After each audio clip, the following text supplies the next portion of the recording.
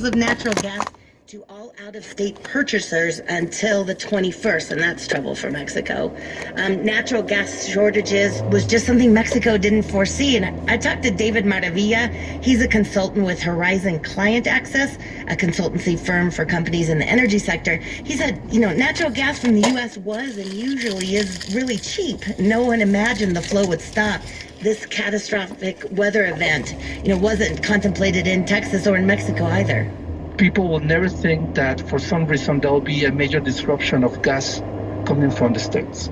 And of course, that's something that the country should address, but the López Obrador administration doesn't have any program, doesn't have any policy, any plan in place to address this. Look, President López Obrador is a nationalist, and that's nowhere clearer than in his national energy program. He's put the state-run electricity company and the state oil company first in all his plans, spending billions of dollars to make them profitable, but they're anything but, and they're rife with corruption. López Obrador says Mexico has to be energy sufficient, and this crisis, which really highlights Mexico's dependence on the U.S. for natural gas, has given him more fodder for that policy. The thing is, his energy plan, as written, doesn't increase natural gas production at all and just focuses on the state industry. And so it doesn't really provide any short-term solutions and puts into question long-term solutions for crises like we're seeing now.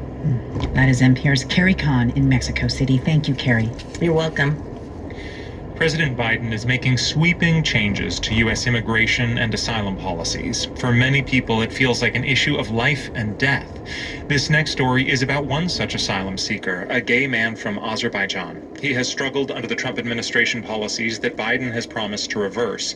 Masha Udentseva-Brenner reports. 25-year-old Liam first realized he liked men when he was a young kid and saw a video of the pop star Ricky Martin. I knew that there was something wrong because everybody's talking about the girls, but I don't feel them attractive. I was just looking to Ricky Martin. Liam's not his real name. We're using it because his sexuality could put his family in danger. Azerbaijan, where he grew up, is a predominantly Muslim country that used to be a part of the Soviet Union. It's a conservative, authoritarian state. Even though homosexuality was legalized a couple decades ago, honor killings still happen there, and a few years ago, the Azerbaijani police carried out a series of raids against LGBTQ+ people. It's dangerous. At any time you can be exposed. At any time someone you think is a friend can betray you. Tamara Grigorieva is an Azerbaijani journalist and former human rights activist living in the US. She says even if you stay closeted like Liam did, living in Azerbaijan as a gay person is harrowing. Liam understood this early on. He suffered a lot of abuse as a kid and adolescent. One time, his father found some messages that exposed Liam's sexuality and threatened to kill him. When it came time for college, Liam went to study in the US. At 21, he applied for political asylum. I was feeling so happy, you can't even imagine. It was 2016. Barack Obama was president, and Liam felt confident about his case.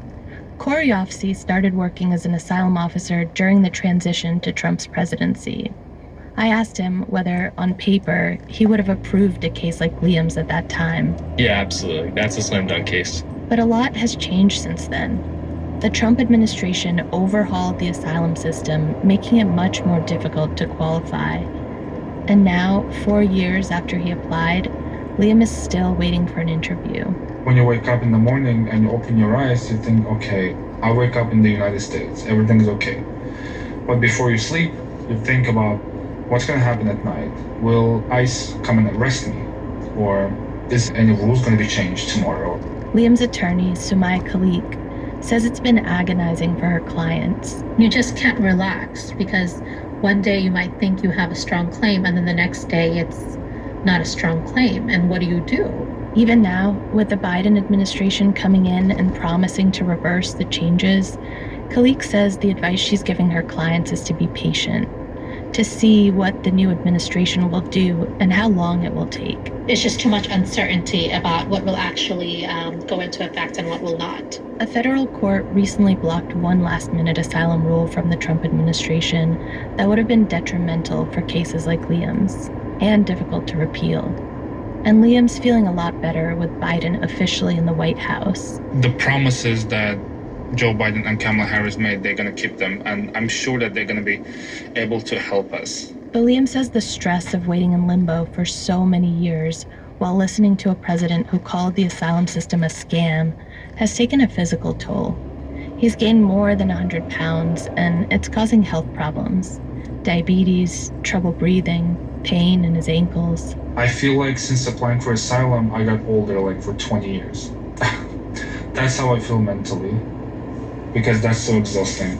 Now he's trying to heal, to focus on his mental health. And he's finishing a degree in computer information systems, doing his best to plan for a future in the US. For NPR News, I'm Masha Udensiva-Brenner. NPR has a daily podcast where we go a little deeper on one big story in the news to help you make sense of the day. Listen to Consider This from NPR. And you are now listening to All Things Considered from NPR News. This is CPR News. I'm Joanne Allen. More than 200 people have been arrested so far for storming the U.S. Capitol. Among them is Robert Gieswein from Colorado's Woodland Park. He reportedly is a member of the paramilitary group the Three Percenters.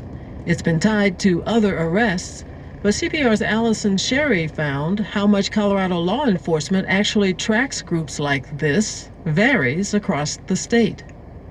Many of the people arrested for the Capitol insurrection made no effort to hide extreme political views before going to Washington.